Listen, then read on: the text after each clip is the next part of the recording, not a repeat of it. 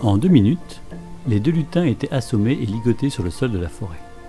Leur besogne accomplie, les fourmis se réunirent alors pour décider de ce qu'elles allaient faire d'eux. Après de longs échanges, les fourmis retournèrent auprès de leurs prisonniers.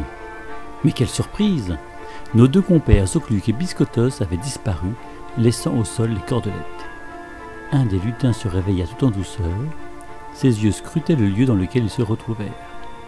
Ne reconnaissant pas cet endroit affolé, Zocluc s'approcha de Biscotos, encore endormi. « Réveille-toi, réveille-toi! Où sommes-nous » lui demanda-t-il. « Reconnais-tu cet endroit » Biscotos n'en avait pas la moindre idée.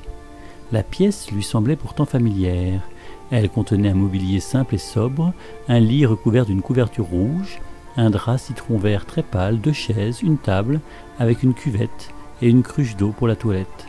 Les murs étaient peints d'un bleu lilas pâle et décorés de tableaux, dont 2 portraits, un paysage et 2 dessins sur papier.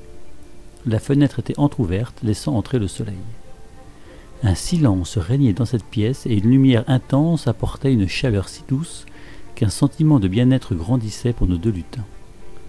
Dans cet espace coloré et paisible, Zocluc et Biscotos se sentaient en sécurité et appréciaient ce moment de calme.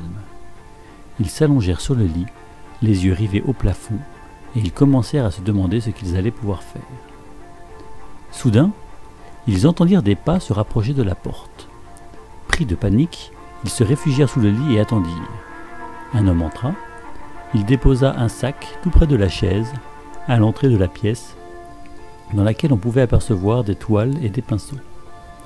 Zocluc et Biscotos, cachés sur le lit, se regardèrent et comprirent aussitôt qu'ils étaient dans la chambre d'un artiste et que l'homme qui venait de pénétrer dans la pièce n'était autre que Vincent.